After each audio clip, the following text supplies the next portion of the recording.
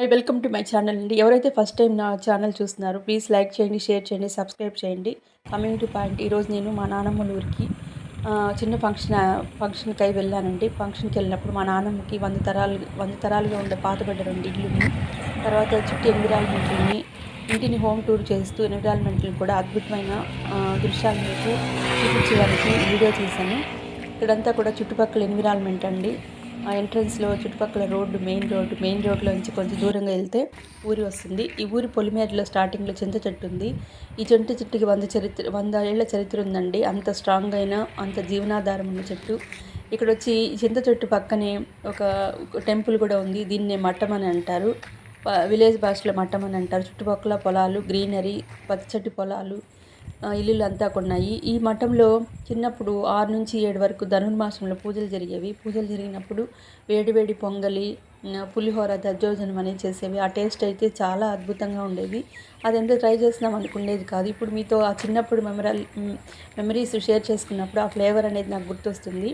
మేము ముఖ్యంగా ప్రసాదాల కోసము, తర్వాత దేవుడి గుడిలో ఒక ఉత్తేజభరితమైన ఒక హైపర్ యాక్టివ్తో కూడిన సాంగ్స్ అనేవి కూడా ఉండేవి. ఆ సాంగ్స్కి క్లాప్స్ కొడుతూ ఎర్లీ మార్నింగ్ చెల్లో పైన సాల్వలు దుప్పట్లు కప్పుకొని వెళ్ళి, అసలు ఒక్కొక్కసారి మార్నింగ్ పూట బ్రష్ కూడా చేయమండి, ఊరికే మొహం కడుక్కొని ఆ ప్రసాదాల కోసం. చిన్న వయసు కదా, మాకు 5-6 ఏళ్ళు ఉంటాయండి. 5-6 ఏళ్ళు ఆ పసితనంతో మాకేం తెలియదు కాబట్టి భగవంతుని దగ్గరికి అట్లాగే వెళ్ళి పూజ అయిపోయిన తర్వాత ఆ ప్రసాదం తినేసి వచ్చేవాళ్ళనమాట. అంటే చిన్నపిల్లలు దైవంతో సమానం అంటారు కదా, కాబట్టి వాళ్ళకి ఆ ఫార్మాలిటీస్ లేకుండా గుడికి వెళ్ళిపోయేవాళ్ళమంట. ఆ విధంగా ఉండేది. ఆ చిన్నప్పుడు మెమరీస్ చాలా అద్భుతంగా ఉంది. ఇది ఊరి చివరన ఇక్కడ బంతిపూల చెట్లు, తర్వాత వంకాయ చెట్లు అన్నీ కూడా వేసినారు. ఊరి ప్రారంభంలోనే స్టార్టింగ్లోనే చిన్న గుడి, దాన్ని మఠం అంటారు. ఆ మఠంలోనే మాకు పూజలన్నీ జరిగేవి. ధనుర్మాసంలో విశేషంగా పూజలు చేస్తారు, సోమవారాలన్నీ కూడా. ఇక్కడ ఒక బంతిపూల చెట్టు తోట అనేది వేశారండి ఎంట్రన్స్లో. ఇక్కడ తర్వాత వంకాయ చెట్టు అనేది కూడా వేశారు.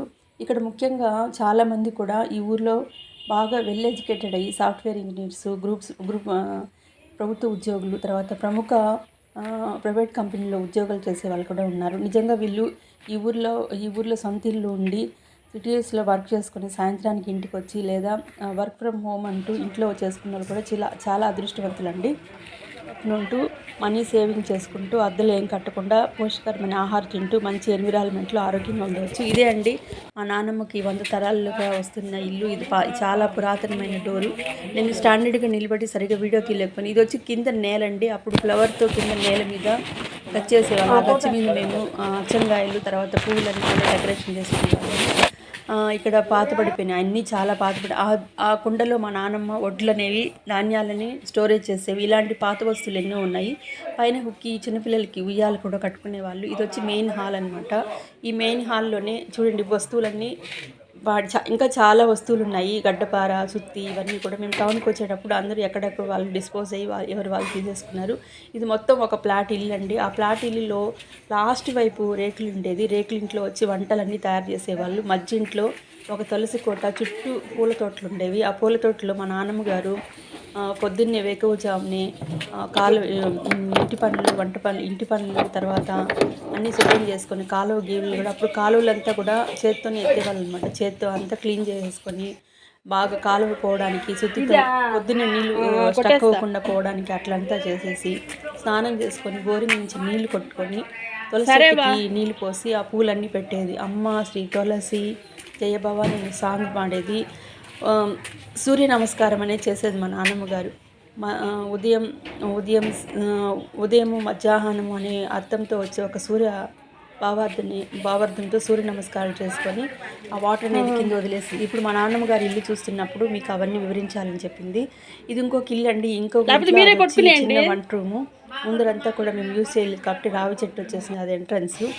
ఈ విధంగా అయిన తర్వాత ఇంకొక కొత్త హౌస్ కన్స్ట్రక్షన్ జరిగినప్పుడు ఆ హౌస్ స్టార్టింగ్లోనే ఒక బాల్కనీ లాగా ఉండేది. అక్కడ చేతులు కాళ్ళు కడుక్కొని ఆ మంచం మీద వచ్చిన వాళ్ళ అతిథులు ఆ మంచం మీద కూర్చుంటారు.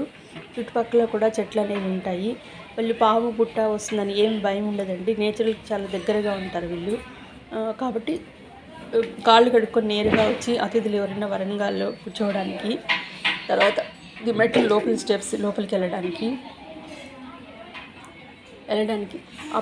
ఇప్పుడు మా నాన్నమ్మ గురించి చెప్తా అంటే ఇప్పుడు వంట రూమ్ అండి ఇది. ఈ వంట రూమ్లో వచ్చి తగినంత మాత్రం సామాన్లు మన ఇంట్లో లాగా డీమార్ట్లకి ఆ షాపులకి ఈ షాంకులు పోయి ఉన్నవి అవసరానికి మించిన వస్తువులు తెచ్చేసి మళ్ళా కబోర్డ్లో పెట్టి తుడుచుకుంటా పట్టుకుంటా మనం తినే హెల్తీ లెస్ లేని ఫుడ్ తింటూ తర్వాత ఇవి సర్దుకోవడంలో బాడీ అంతా స్ట్రెయిన్ అయిపోయి తొందరగా రోగాలు బారిన పడుతున్నాము. అట్లా కాకుండా ఇక్కడ చూడండి తగినంత మాత్రం వస్తువులతో అవసరమైనంత మాత్రం వాళ్ళు తీసుకుంటారు. మంచి ఫుడ్ తింటారు, సంతోషంగా ఉంటారు, ఆరోగ్యంగా ఉంటారు. చుట్టుపక్కల కూడా ప్రేమ ఆప్యాయతతో కూడిన ఒక వైబ్రేషన్ వాళ్ళు రిసీవ్ చేసుకుంటారు.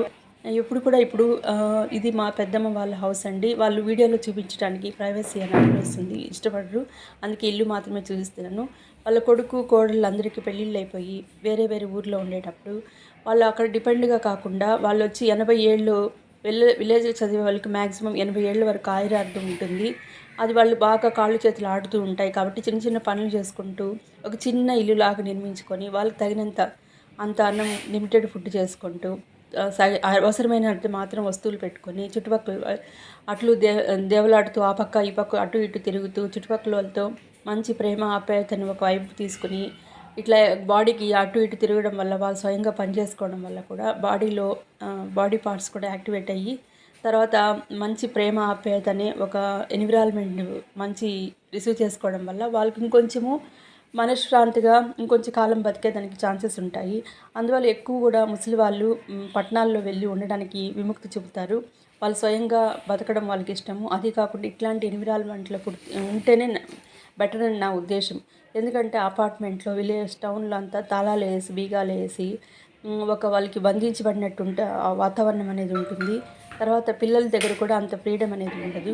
ఒకవేళ ఎనీ ఆపర్చునిటీ సరిగా లేనప్పుడు వాళ్ళ దగ్గర సర్వీస్ చేసుకుంటే మంచిదని నా ఉద్దేశం. ఇక్కడ చూడండి టాయిలెట్ పెయింటింగ్ డబ్బాలు మాత్రమే బకెట్ లాగా యూజ్ చేస్తున్నారు. ఉతుక్కోవడానికి బండ మీద 2 రాళ్ళు, ట్యాంకు బుట్ట ఇవన్నీ కూడా ఇట్లా నీట్గా అరేంజ్ చేశారు. ప్లీజ్ నా వీడియో కానీ నచ్చితే లైక్ చేయండి, షేర్ చేయండి, సబ్స్క్రైబ్ చేయండి. చూసిన ప్రతి ఒక్కరు కూడా లైక్ అనేది చేయండి, సబ్స్క్రైబ్ చేసుకోండి, బెల్ ఐకాన్ కట్టండి. Thank you for watching my video.